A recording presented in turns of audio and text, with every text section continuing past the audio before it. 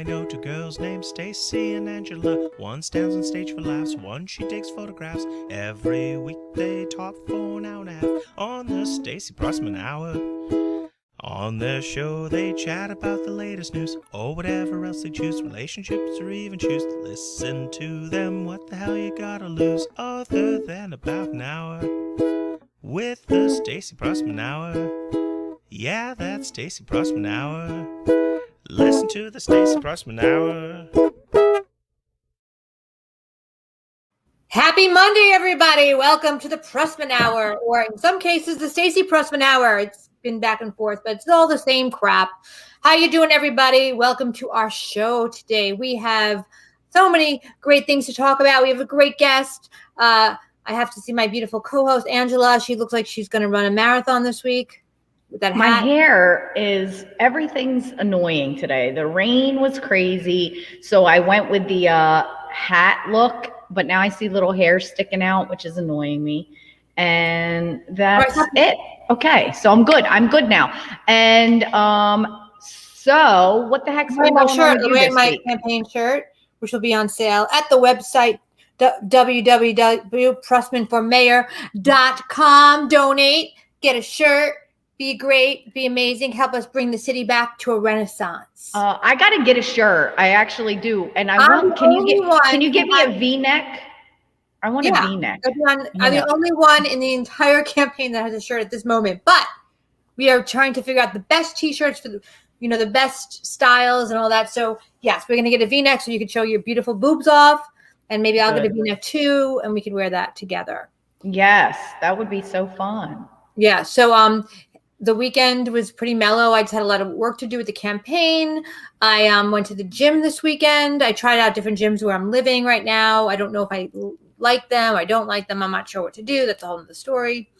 So that's what I did. What'd you do at the gym? What did you do at the gym? I did my basic workout, cardio. I did machines. I did. It was like a woman's gym. They didn't have a lot of weights like you lift. I did barely. Did you have a specific body part that you were working on this week? No, I just went over. I did. I like to do, if I have I did an overall body workout. Full body deal. A little bit of everything. And that was really what I did. So nice. And that was pretty much my whole entire. And then I'm in this new neighborhood, so if you see my background, I have like a hippy dippy vibe in here. So I'm just trying to explore and find out the different places to go and the different stores. And there's like $1,000 stores, which is so exciting for me. I love the dollar stores. $1,000 stores. I don't know why. $1,000 per store. Yeah. 1,000 I was like, what? different dollar stores. Yeah. And they have really interesting things I buy. Like I bought that mirror for $1. Like I like buying like weird stuff for $1. It's like my hobby. Yeah, that gets you off. Like a dollar, being able to buy something for $1, that's like. Well, I mean, a lot of it's chazarai, as they say in Yiddish, but a lot of it's. What's that mean? Shit. Yeah, exactly. Crap. Chazarai. All right. So that was my weekend. How was yours? My weekend was good. I had a whole lot of sushi, which was pre-approved to eat. But man, I went hard with the sushi. Like, what kind of sushi do you like? I got salmon rolls, and then I think it's called. I can't think of what it's called, but it's just salmon. I got regular salmon roll, and then I got the one that has avocado and cucumber and salmon. Mm-hmm. I can't think of what that's called right now, but anyway, I had 3 rolls. Avocado, cucumber, and salmon roll. That's what's called. No, but it has a name. It has like a name, like the Atlantic roll, the whatever roll. But anyway, so I had that, and then I had Then I took 2 more home, and I had 2 more. So I had every day. And salmon's not. I mean, sushi's not heavy at all, really. No, I was eating and eating and eating. I'm like, who gets filled up off of this? You should get edamames because they will fill you up prior. They're perfect.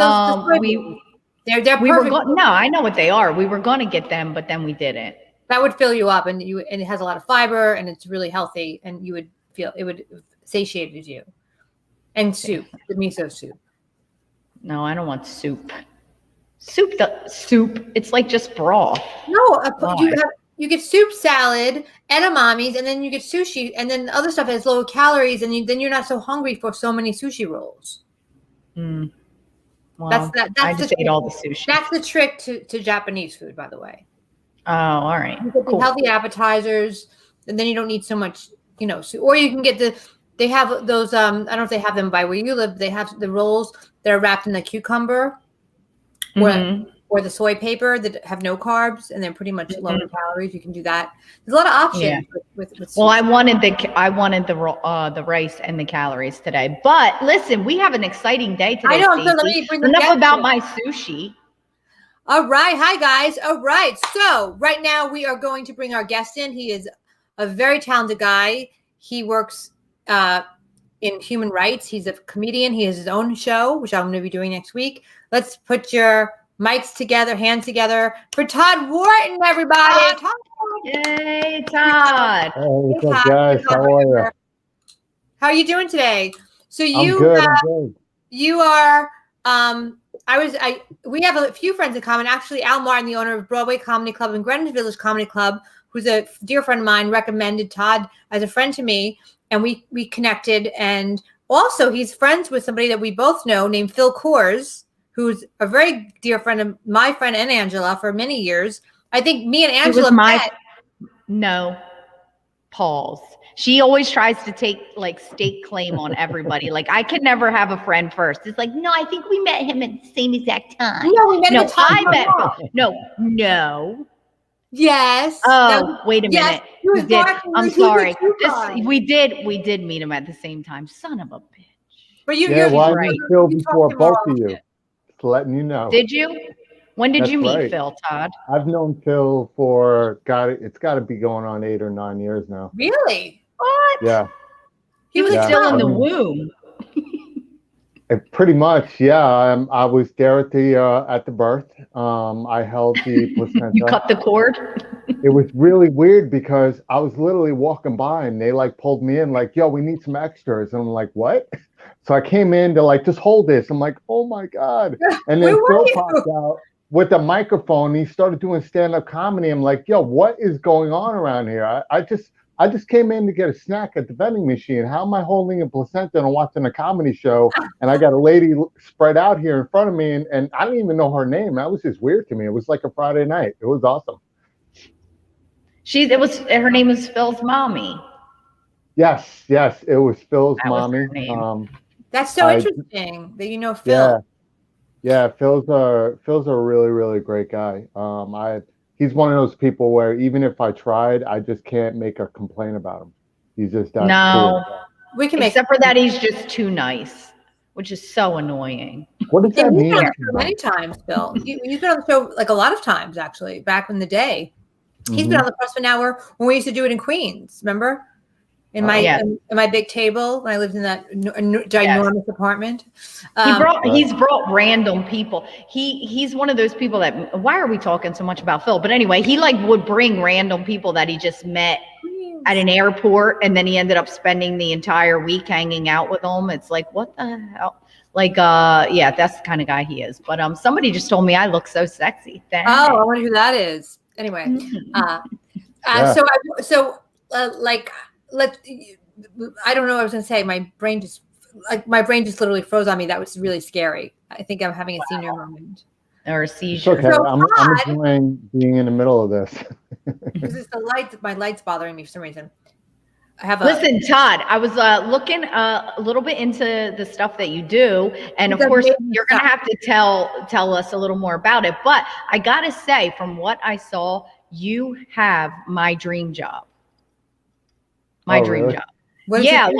I've dabbled in the whole like music thing where I used to put together huge shows and invite lots of different musicians, and I would pick and choose the musicians I thought were, great. And then I dabbled in the whole comedy show thing and inviting all the comedians I thought were awesome. And then I looked and I'm like, okay, he does literally every really cool person in each like area. Food. entertainment, acting, music, comedy. I was like, Jesus, this seems like an amazing job. And then what exactly so you put together like almost like little competition type things? Was I seeing that right? You're in the ballpark. I'll explain what I do. I'll take you through a little history. I'll kind of cliff note it. So what's going on right now is originally I started a company called Local Talent Connect, which is now called Global Talent Connect. It's a global social network for the entire arts and entertainment industry. It was I actually started where I created a mixer in New York City, where all genres of arts and entertainment would come together and network, because I always noticed that when you go to these networking events, it's actors meeting actors, right? Or comedy meeting comedy. And it really doesn't do anything for anybody. Like, why do comedians want to meet more comedians? Like, you want to meet event I don't want to meet any more comedians. I met exactly. No comedian wants to meet another comedian. They want to meet bookers and talent agencies, but no comedian I've ever met wants to meet another comedian unless they're going to help them. Comedians Thank you. Yeah. But you hit it on the nose, and I went to a lot of events. I did research, and they were just boring. It was everybody just pretty much resume dropping. And I'm like, what's missing? Everybody. It's like people should realize when you're in the industry, fashion people should meet comedy. Comedy should meet a graphic designer. A graphic designer should meet a culinary artist, because at the end of the day, the art and entertainment industry pretty much makes up 95% of the world. Like when you think of architecture, that's an artist, right? So my mother was an artist, the whole nine. So I decided to create a mixer. And within a year, I became the biggest networking event in New York City until Suite 36 got bought out. And there was no other venue in middle of Manhattan that can hold my event. So, yeah, because it's about geographical location, right? Yeah. You have to do it in Manhattan. You can't do a mixer in Brooklyn and expect people from the Bronx and Harlem to come. They're not coming. It's just the way it is. That's interesting you say that. Since the pandemic, things have changed. Obviously, things are online. But other than that, a lot of people are doing stuff in the outer boroughs much more than ever before. And I think which is understood great. The uniqueness of New York. Like, we have the culinary artists and the musicians and the actors and the comedians and the dancers and all these different people. And I think that we're going to have a renaissance in New York that we've never had before. Do you agree? I think we're going to have this renaissance, particularly if I'm mayor. We're going to have a renaissance of art that we've lost, I believe. Yeah, I agree with you. And what's the best part? Not about that. I think what's going to happen is that so many people try to get people to come to their events, right? And it's really hard. But I think now in the next 2 or 3 years, I think events are going to be great because people are just dying to go out for any type of event, right? So I think it's going to be pretty amazing. Yeah, I think it's going to be a swarm of events. I think the best job to get into once the pandemic up is an event producer. Because if you do it right, you can really do really well. People are going to be so excited to go out. I agree. Exactly. So just a clip noted. So because everything ended in the pandemic, I did a cinema series, comedy shows. I did everything. I was giving aspiring artists from all different industries great platforms, which was GTC. Now, pretty much GTC is an online platform because getting into what I'm doing now, and GTC is going to be ran by my company eventually. I might have people run it. But now I had a talk show that was doing pretty well, and it was supposed to be the next talk show here in New York City, but the pandemic pretty much killed it. And I was doing A-list actors and, just everybody, and it died. So I decided to do it online. And it's called FaceTime with Todd Wharton. That's awesome. That's great. Jason Birchfield said that you sound pretty cool, and I agree. You sound like the man. You sound like the man to know, Todd. The man to know. Yeah, thank you. Todd also does some civil rights work. Maybe talk about that a little bit. Yeah, definitely. I'm going to get into that now. And thank you, Angela, for saying that, because the original Spinderella used to call me the plug. Like, I'm the guy that plugs everybody up. So I felt something dirty for a minute. I know. I was like, the plug. Like, whoa, you and Spinderella? I mean, right now I'm in the middle of 2 women, so if we want to go there, let's do it. I got all day, so it's been COVID time. It's been COVID time. I got a lot of energy, ladies, so let's do this. But anyway, anyway, I have a lot of energy. I know a lot of men are like home alone. Yeah, a lot of people are home Back to alone. civil rights, though. Back to civil rights. Yeah. Back to civil rights. So, because of an event that I do, and we'll get into that in a little bit. I've been attending a lot of civil rights rallies because it's something I've been doing for years, humanitarian stuff. And I connected with attorney Ben Crump, who's the #1 civil rights attorney in the country. And we created this great camaraderie relationship. And if you guys know the racial profile case where the kid got racially profiled for stealing a cell phone at the Ola Hotel. Yeah. Well, what happened was, right. Well, the father of that son happened to be Keon Harold, who's a Grammy Award-winning trumpeter who works with everybody. And I met real person to fuck with. small world, right? And I met him at a whiskey tasting in Alvin Clayton's restaurant out in New Rochelle called Alvin and Friends, and it was a great event. Me and him just clicked, and I'm watching GMA one day, and I see him on with his son. And I'm like, what the heck is going on here? So I called him. He told me what happened. I'm like, bro, you need me? Yeah, I'm like, I'm there. I'm going to the rally. I don't go to a lot of rallies because the only reason is, unfortunately, it seems a lot of rallies, two things happen a lot, right?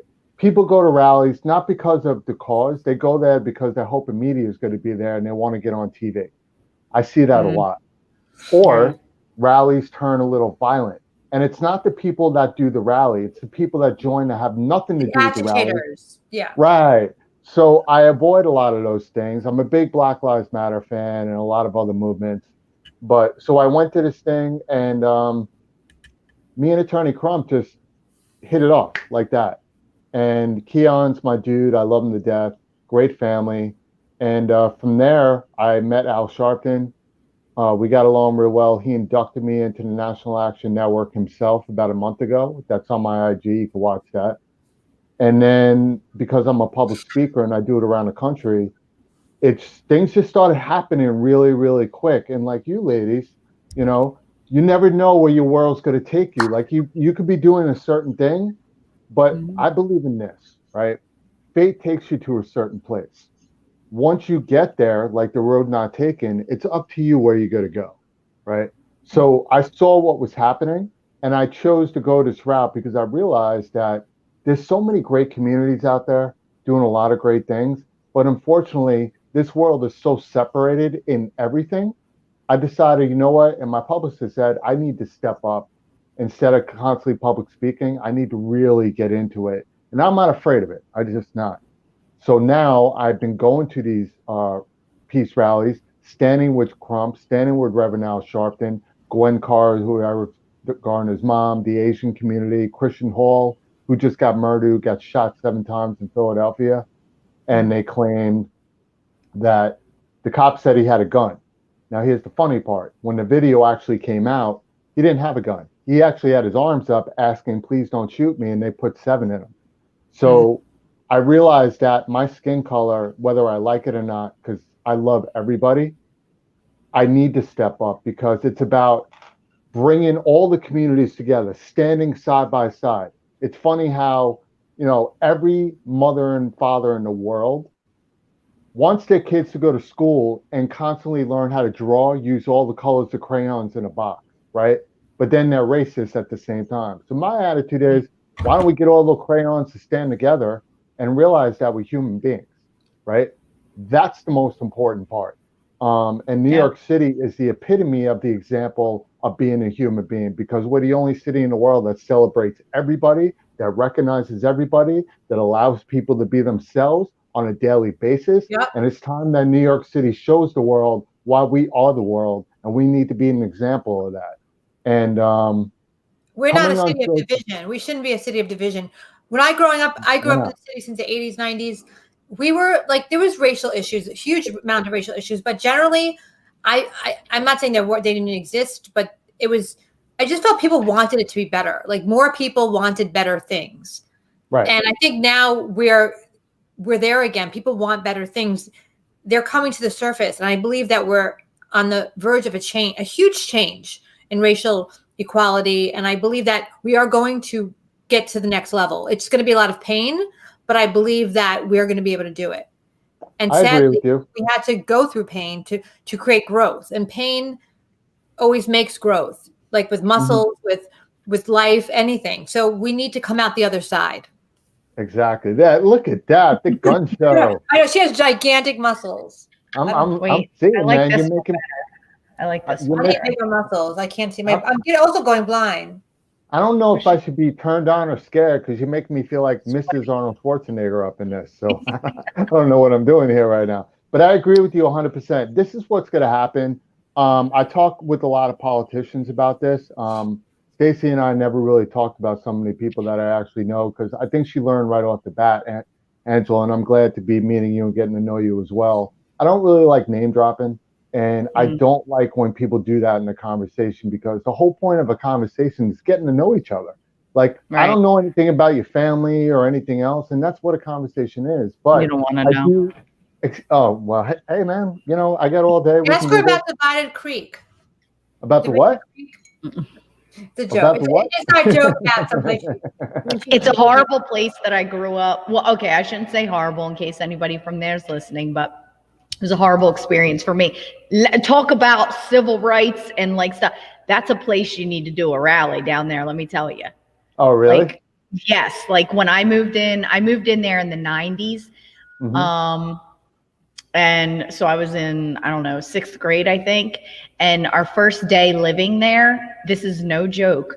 Some older teens, like maybe 18, 19-ish, they're like there talking to my mom. And they told my mom that the family that lived there before us was a black family and that they like burnt crosses on their, it's not funny. It's just, I can't believe that they told us, but they burned crosses on their lawns so that they would move out. Now, whether or not it's true, I don't know, but the fact that they told us that when we first moved there, and then basically within no time, I had to move because it was just like I was being bullied there, like at the school. It was like the most traumatic experience ever. We're not talking about like Mississippi. We're talking about Southern New Jersey. It's New Jersey. Oh, and I was thinking you're in like the bayou. Yeah.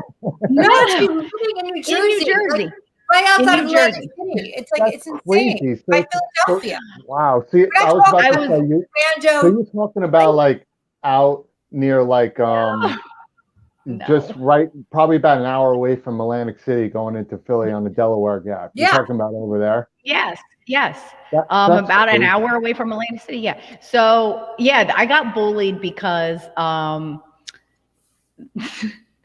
I don't know why I'm telling this story. Like now I feel embarrassed. Like me and Stacey talk about it without video and without being on Facebook, but whatever. So I had gotten head lice from a friend of mine. A friend of mine went to camp. Who got head lice in junior high school? I was in a junior. Okay, yeah, it was 12. I guess it was. No, it's good to have lice because if you're out of sugar, you can just sprinkle it into your coffee and you're good to go.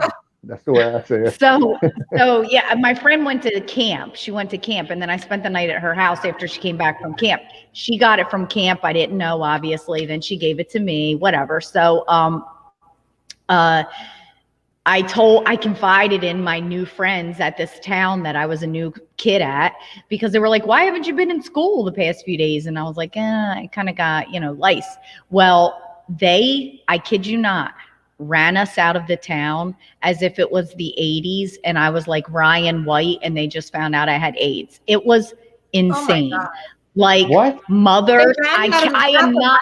They ran us out of the town. Explain what they mean. They ran. I couldn't go to school. I was getting bullied every day at lunchtime. I would pretend like I was sick and go to the nurse because I didn't want to sit in the lunchroom because all of the kids would start saying things to me. They brought my books to me to give me my assignments because I had been absent. And inside the books, they were writing on all the pages, you're dirty, you have head lice. When I would walk home from the bus stop to my house, they would push me. And the one girl was going to beat me up. And then she had a sister that was mentally challenged, I think would be the proper word. So she had a little sister that was mentally challenged. I literally got defended and saved by this mentally challenged girl who like started hitting her sister to keep her sister from beating me up. I didn't know that. You wonder why I got muscles now, people. It's from living there. So like you pretty much got saved by Blank Man. Yes. I got saved by a mentally handicapped girl. Thank God for her. She was amazing. How long did you guys live there for? I only went to school there for like a few months. It was so bad. And then mothers of children who lived there were coming to the house and knocking on the door and told my mom, we never had problems like that until people like you moved here. It's head lice. What are you talking about? Everyone had it back in the day. And you wash it with that stupid shampoo, then you had the fine tooth comb and you go through the hair. Yes. It was literally like a nightmare. And I can't believe I lived it. And I can't believe it was true. Fast forward years later, and I've seen those girls that have picked on me. What happened to them? I'm winning. That's all I got to say. I'm winning. One of them had no teeth. And she came into a job that I was working at and she was like, hey, I think we went to school together. And I'm like, yeah, it was her sister that protected me from her. Okay. No teeth. And then another one sadly became a school teacher or a substitute teacher anyway. And she was the ringleader of all of them. The ringleader. Yeah. And years later, she sent me a friend's request on Facebook. So I accepted it. And then I was like, it might have even been MySpace. That's how long ago I accepted it. And I was like, hey, I don't know if you remember me or not, but you made my life miserable when I was a kid, blah, blah, blah, whatever. And she was like, what? I don't remember that happening. And I'm like, yeah, the bullies never do remember. But I remember. And I'll never forget your face. That's crazy. Wow. All right. Now that I got that off my chest, I'm sorry, guys. Sorry you went through that. Well, we have to do anti-bullying. I think, no one ever really addressed the bullying issue, which still exists, and I think, they never really addressed it. They have all these like bullshit campaigns. And I think now it really needs to be addressed. I believe it's a mental health issue. I don't think it's totally, you learn to be a bully through people bullying you. Bullies bully. That's true. I mean, maybe once or twice it's, it just happens because you're being a jerk. But a lot of these like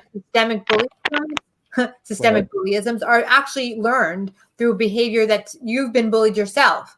So those people were probably bullied by their parents or their older sisters or whatever. And it's not acceptable. And now people hide behind keyboards and they bully people behind the keyboard.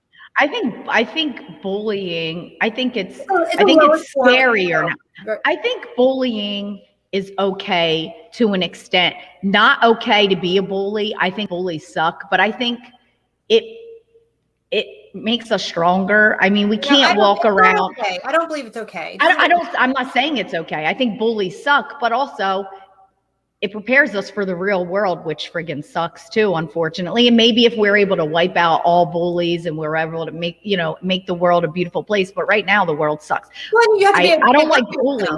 You have to be able to stand up for yourself. But but it's not okay. You don't teach kids to be, but it doesn't make you stronger. No. It actually can create huge psychological effects, and then you're stronger, but you still feel sad. And it's like it doesn't go away, even if you're the strongest person in the world. That those bullying situations have lasting effects. Even if your life is amazing and you did great and you're strong as shit, it doesn't matter. It still can create long-lasting psychological effects in the brain. Yeah, I'm probably really messed up. I mean, bullying right now, to be honest with you, is worse than ever. When we went to school, that's what I was going to say. There was only 2 and 3 bullies in each grade, right? The ones that try to puff up their chest and try to get you lunch money or whatever. The problem with today is we didn't have social media, right? So bully is supposed to be the tough guy, right? But most bullies aren't tough because if you step to them, they get scared because they love when they agitate people, right? The problem is there's really no such thing as a real bully anymore because it seems everybody's a bully now, but not in person. The bullies are today, pardon my French, are pretty much a bunch of pussies. Why? Right. Because they're all doing it online, but they're not doing it in person because it's easy to make a comment online and put somebody down and get into an argument online. But when you step to them and face to face, chances are there will never be a confrontation because that same person who's going at you online is the same wuss that you're going to see out. The difference in the bully situation, here's the difference. Guy bullies online are wusses. Women bullies they're online. big pussies. They used to bully us and stuff. They're the worst. Well, the thing is, women bullies online, I think, are scarier because we all know when it comes to confrontation, guys wait for all their friends to come around them so they get tougher, right? Women don't need their friends. A woman can be in front of 30 people, drop her first, and be like, "Let's do this." That's the way a woman is. You guys go Let's after. do this. That's why women. That's why women are great at jobs because you don't wait for opportunities or anything, whether positive and negative. You guys just go get it. Guys, we were just raised because it was a man's world, I guess you want to call it, which is stupid anyway. I always tell people it's a man's world, but it don't mean nothing without that prenup. And you know, so women really go after everything. So bullying's going to change, but I'll be honest with you, bullying, racism, it can probably tone down a little, but I think for the next 4 years, a lot of the problems that we have may simmer, but it's not, because you know what I'm going to tell you right now? When that 4th year comes around, that Biden's in office, you know what's going to start to happen? What? Trump is going to come back. All right, he's already talking about it. So all the great things that Obama tried to do, which got erased like that, all the great things that Biden, because pretty much Biden's whole administration is pretty much a vacuum, right? It's going to clean up whatever was left over from the last administration. That's going to take a long time. By the time he even gets to some positive aspect of cleaning it up, the new administration, because if he runs again, I think he's going to win, right? So the new administration is going to come in, ruin it again. You know what's going to happen? That civil war that you guys been thinking about, it's going to happen. It's going to bring out white supremacy, bullying, racist, you name it. So what I'm telling people now is, listen, take care of you, avoid whatever controversy you can, bullying, whatever. Just live your life on a positive note. Seriously do, and love your friends and family. And hopefully one day you'll realize that when you look at each other, we're human beings, whether you're a man or a woman, rich or poor, whatever, gay, straight, black, white. At the end of the day, if we were not all human beings together, right, then we wouldn't all be subjected to the same diseases. All of us wouldn't have hearts. All of us wouldn't have blood. And we wouldn't have, just in general, just we're affected by everything. So that's what always makes me laugh, ladies, that all this crap that we go through, we all go through it. So why is people trying to separate us? But you want to know why people are always separated? Creates weakness. But it's really obviously why everything's separated. And I'll break it down for you real quick. Originally, the land in the world was connected. Nature decided to separate it. That's how it started, right? And then what happened was during the time, white people, for some reason, segregated everybody in different lands because people don't mock what they don't understand.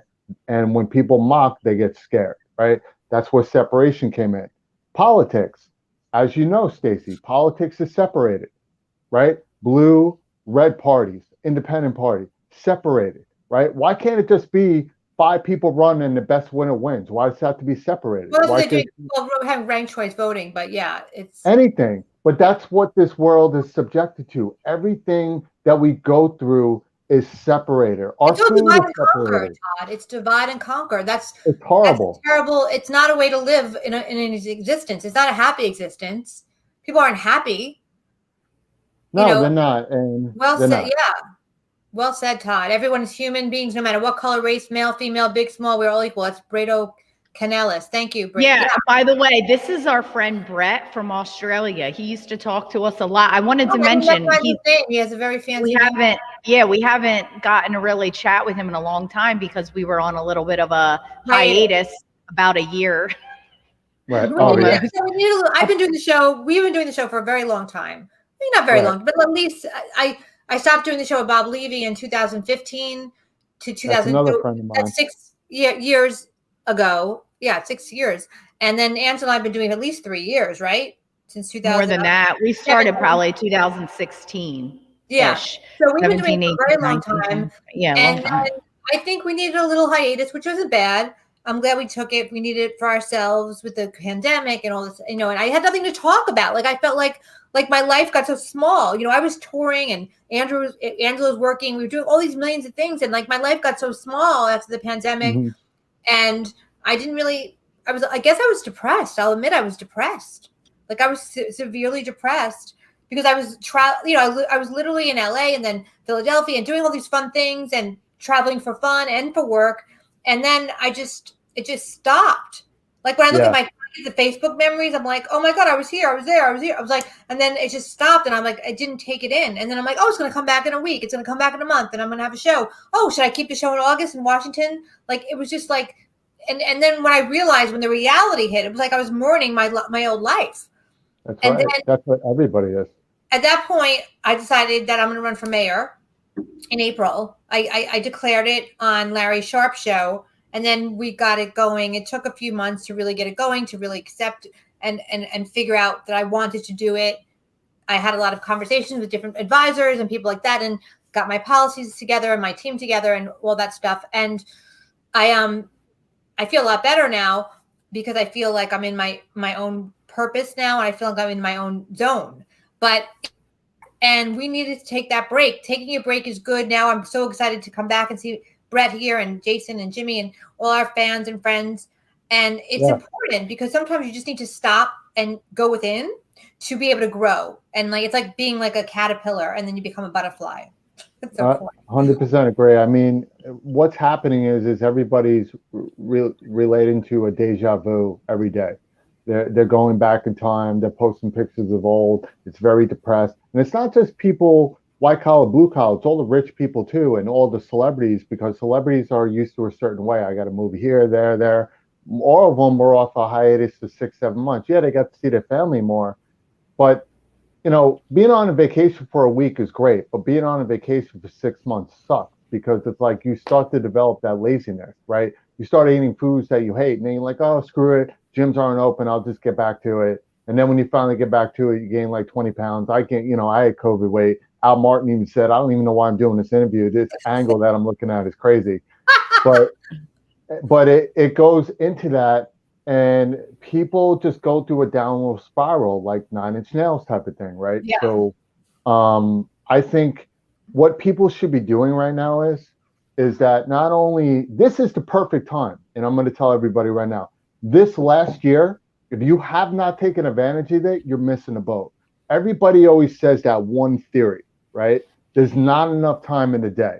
All our parents said that when we were kids. We say it now.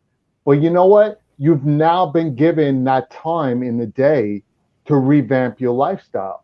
If you have not taken advantage of that by this point, when everything comes back, you're going to lose.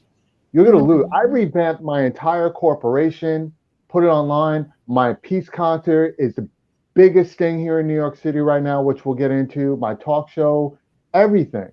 And you have to learn. I learned how to graphic design better. I learned how to code better. I took public speaking courses. I took computer courses. I did everything, and then women like you, beautiful women, right? Intelligent women. Yeah, I don't have the opportunity to see you in person right now. Eventually I will, but I still kept in touch with them, and I didn't want to lose focus on my life, so if I had to do a Zoom call or do a video call, do it. It keeps you attached. I don't want to be alone my whole life, but there are ways that you can communicate with people. Right. And I'm loving the fact that I know, Angela, you work out a lot, and so do I.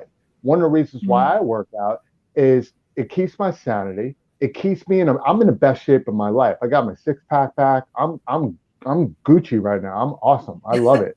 Angela lost 100 pounds over the pandemic. Yeah, you look awesome. Keep it up. She went from, we have a before and after picture we could show everybody because I'm so proud. I mean, Angela, I've known Angela at every size, and I love her any size. But she, we had one of our last fights before we took our hiatus. She's like, my gym is closed, and I want to win the contest. I'm like, you're going to win the contest on your own. You don't need your gym. And I was right about that. And she did it on her own because that's who Angela is. Yeah, and that's awesome, Angela. I'm really, really proud of you because I was telling Stacey off camera, I was actually a fat kid growing up. Not huge. But my mother was a big woman. She a big Italian 300-pound woman at 5'2". My mother's all Italian. She was all about food. So coming home to my house, you couldn't starve. It's like we had leftovers for weeks, right? So once you get into working out, Wait, oh, I see it. Wow. is that amazing? You Angela look did that on fine. her own. Yeah, we leveled up. We got people out of our life. Me and Angela decided to level up. We got people out of our lives that were shit. We started eating better. Like I never ate really bad. That wasn't my issue. I have psychological issues. Like I have eating disorders. We all, I guess, overeating is eating disorder. Yeah, And you know, politician. We get it. yeah, I'm all fucked up. Anyway, but I think that we got people out of our lives. We brought great people in, and we're like, we're only going to be like going to the positive, way of looking at things and really be like motivated. And that's what we did. And I think that's where we are right now. And you're the same way, Todd. You got yourself together. I mean, I miss my friends, like the physicality of seeing my friends and doing things and my family and things like that. I do see my mother often, but because I live with her, but I'm not living with her now. I take breaks. I'm like 10 minutes from her now because it's crazy. And we're running this campaign, and Angela is an inspiration to so many people because she has AR Fitness 78 on Instagram. You could follow her. She gives tips. Yeah, Like, I noticed that. I was a personal trainer for many years, but I asked Angela tips because I just don't. My weight, luckily, knock on wood, has been pretty stable. But like I could overeat sometimes or undereat, which is my issue, and then get really weak and tired, and that just is dangerous. It's a dangerous journey for me, being someone who's recovering with an eating disorder. So Angela, I'm reminded I should eat every few hours. I have protein bars now, so I'm taking a million different vitamins, and I feel better than I've ever felt. Remember, I used to always be tired. I'm not so tired anymore.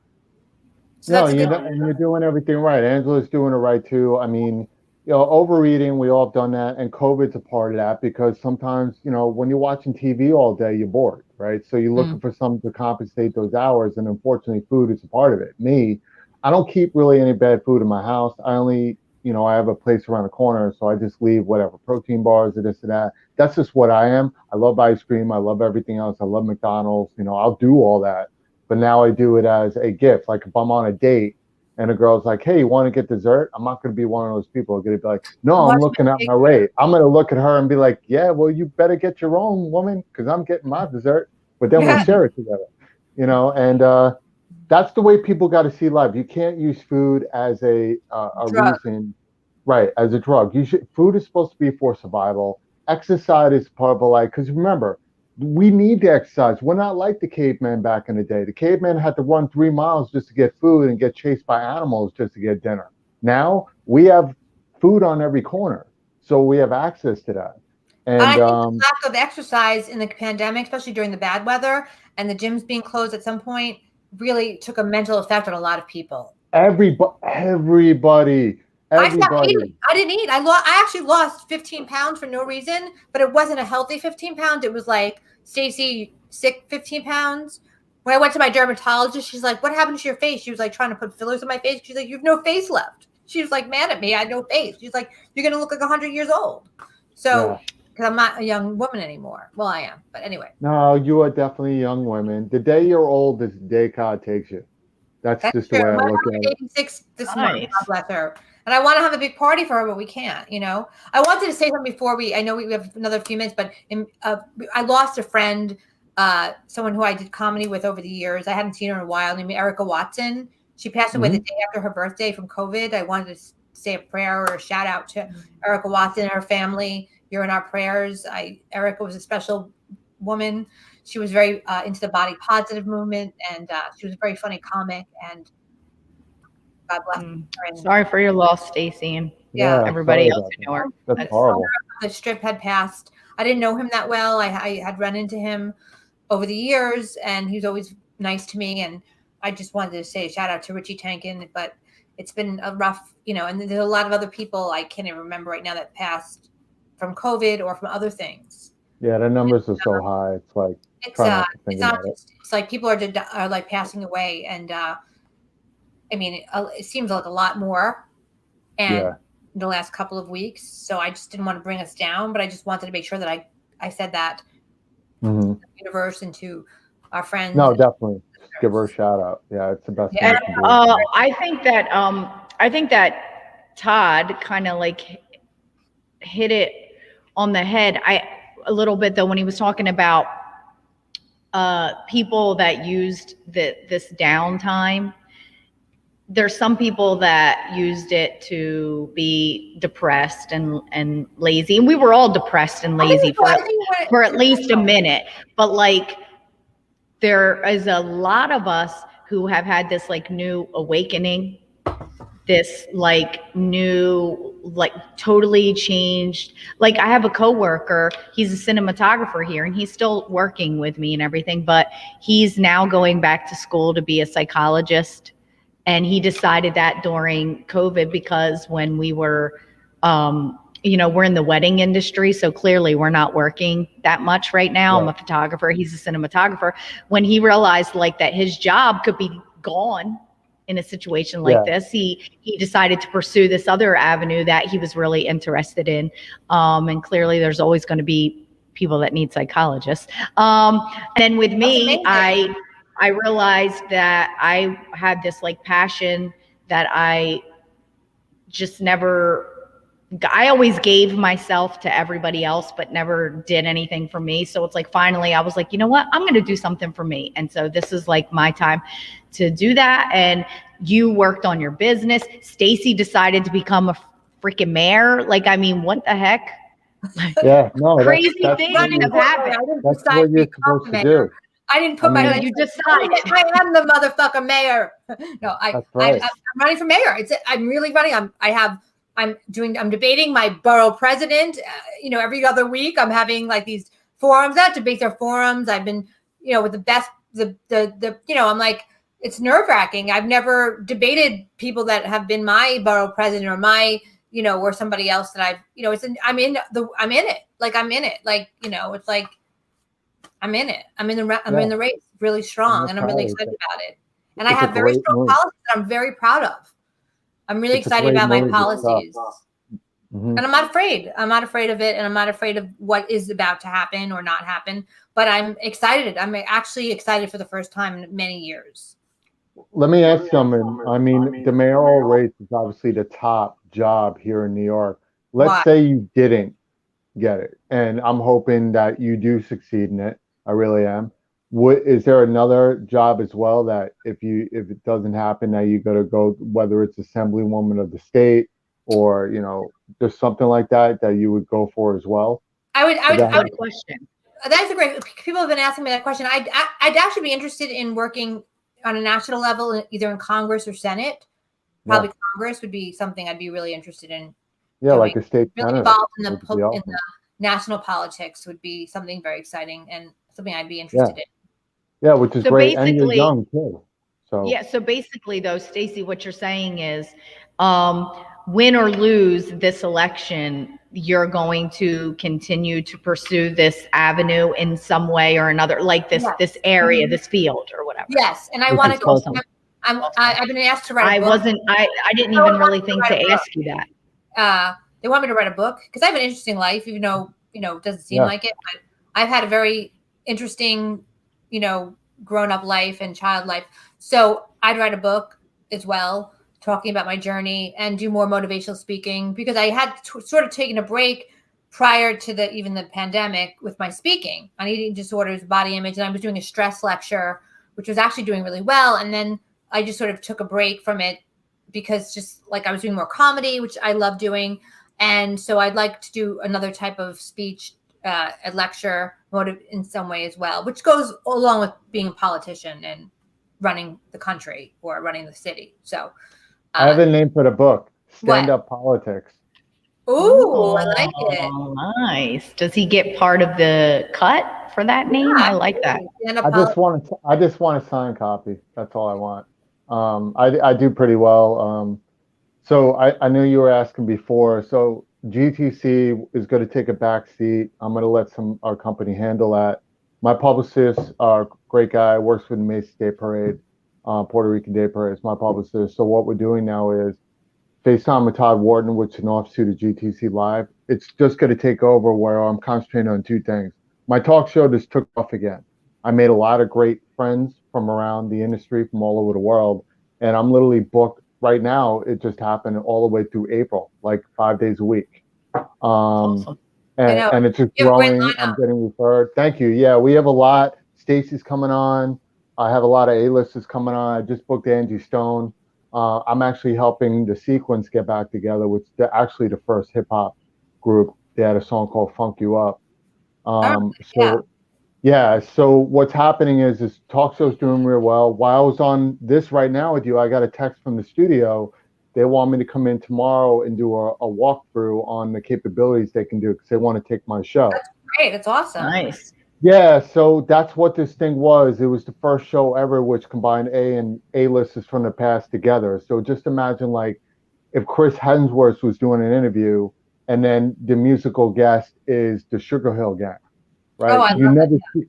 You never see that anywhere. But my attitude is that everybody wants to do something great should always be an A-lister. It shouldn't be the industry deciding whether you're in or not. And I decide there's so many amazing people out there. I would love to see a lot of these old school guys get on the same show as the A-listers of today, like Chip Douglas from My Three Children. I just booked him. That's awesome. So yeah, so we're doing that. But then the big thing that we're doing now, I've been doing Times Square's Peace Concert for the last 3 years. It was called One Love L's Up. Now it's called L's Up Global. But I realized what I built. I had a conversation with a couple of people, and there's never been a true award show for humanitarian. Like there are award shows that give out humanitarian awards. CNN thing, but that's about it. Well, they do it, but it's like, yeah, it's like here and there, but there's not very specific people. Yeah. Right. Imagine if there's a show like the Oscars or the Grammys that's actually dedicated for humanitarians, but you have celebrity performances, right? You have the red carpet, you have everything. You could raise so much money for those organizations as well. Be so much more important than these award shows that we have now. Like, yeah, why don't we award people for doing something good in this world? Right. Well, you just these little, people, these little situations, and they're making big changes in their communities, and they get ignored, and they're the people that don't have the corporate help. Well, that's the point. And I know I've been doing that for a long time. Now I'm working with civil rights. And I don't know if you guys saw the news with the Malcolm X evidence that just came out, where they discovered, it happened a week ago. It was all over the news. It was a private press conference because they didn't want a riot to happen. New evidence came out on the assassination of Malcolm X, and Mr. Crump asked me to come.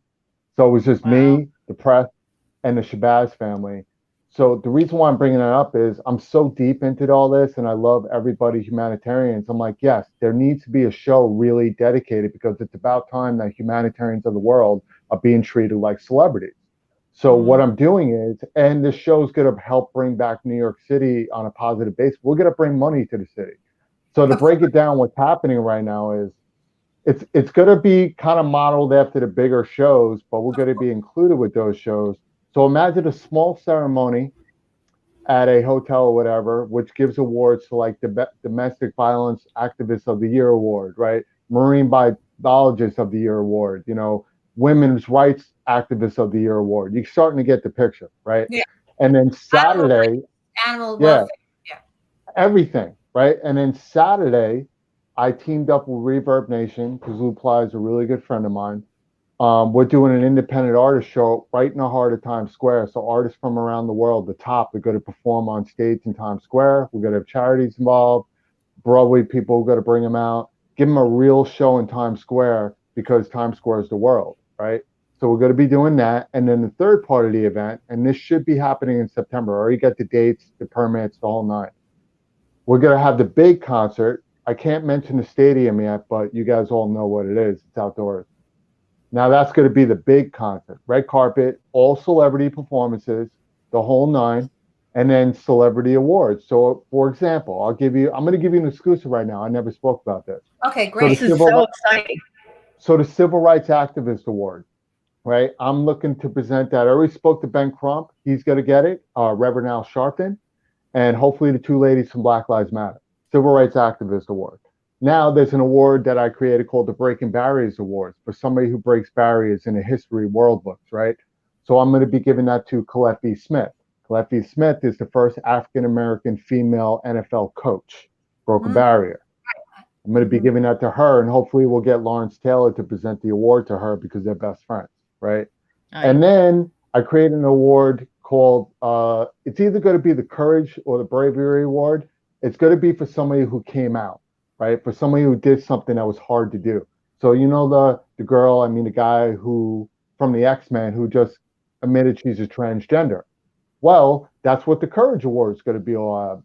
It's about coming out. The girl from Juno? Woman from X-Men. Yeah. Oh, the Umbrella Academy. Right, yes.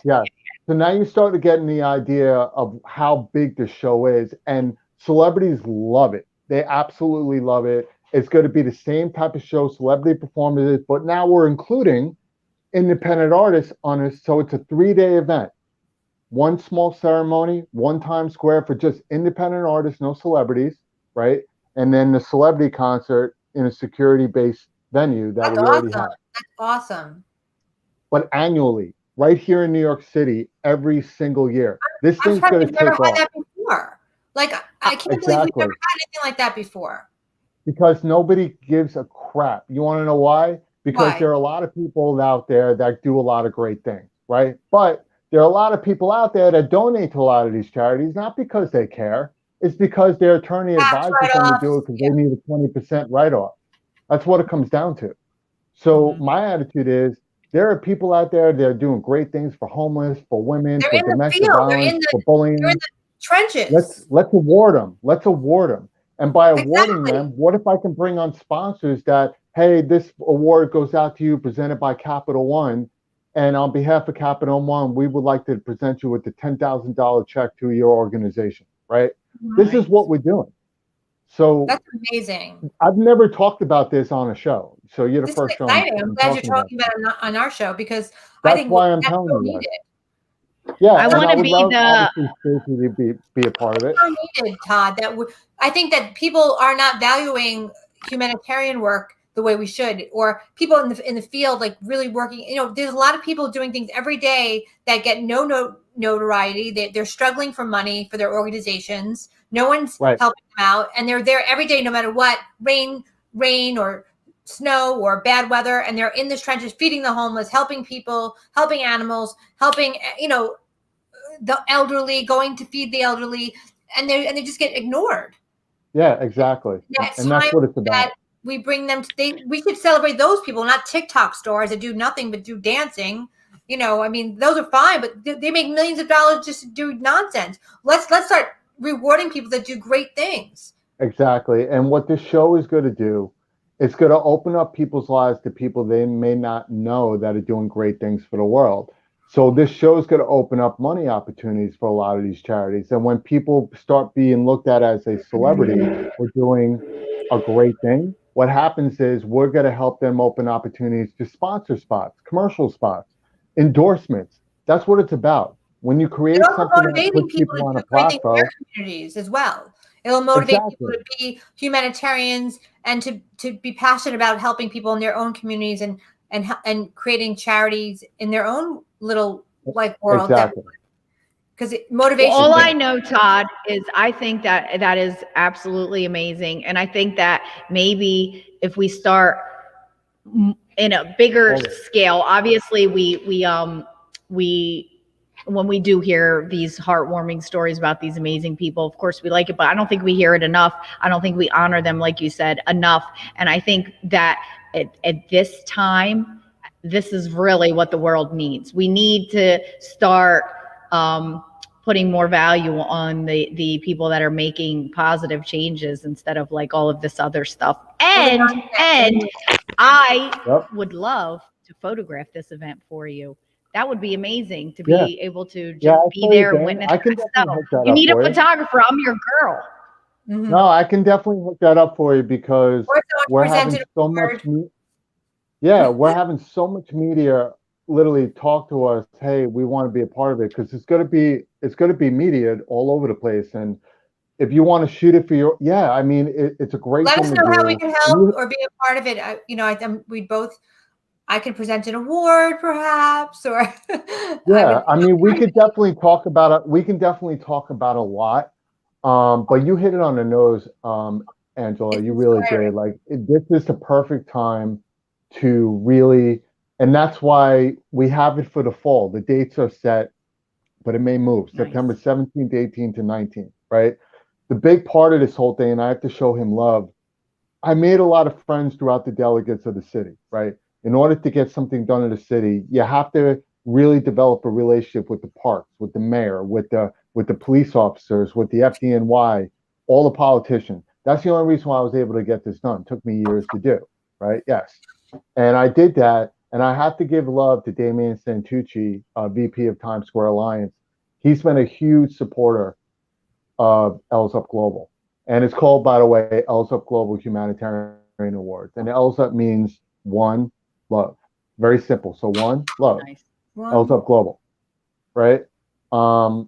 He's been such a supporter. And now, because I have such a great relationship with him, I consider him like a brother now. Whenever I have a sponsor come on board and say, hey, can we put this there or that? I call him up and go, Damien, listen, I got Red Bull right now. They want to put something there. Can we do it? Yeah, we could definitely get it done. It'll cost you that. Great. Hold on. And then I'll call. That's how quick I can get this stuff done now. Permits and the whole nine. So, and they love it because at the end of the day, it's like, listen, you're running for mayor. You're doing stuff for physical fitness and the whole nine. This all plays within you, whether you know it or not. And it's really about somebody giving a crap, not for the wrong reasons, for the right reasons. And that's why the city's loving this, because I have a game and a model that's going to help businesses come back online. I'm going to be able to help businesses get more money through this thing, through the plans that I have, through the model of this thing. And everybody knows that New York City is the melting pot. Why? Because the world comes here every year. We're the most visited city. That's why we're special. We're the only city that if you stand in Times Square, the world is standing there, right? So L's Up Global is about to bring the world together every year. Once this thing gets bigger, no many people are going to plan their days to come to New York based on this thing, to go to one of the events, to meet some of the celebrities, to take photo ops, just to be a part of it. It's going to bring in a lot of money. So whatever mayor's in town or a part of this thing, or any politician that's a part of this thing, you're going to benefit from it. May not be money-wise, but when you're a part of it and you support it, it's going to help your campaign so much better because it's going to show the people you actually give a crap instead of talking about it. Right. And I tell that to politicians all the time. People ask me, and it's not to take away from you, Stacey, people ask me, why don't you run for mayor? And I realized that, would I be decent at it? Possible.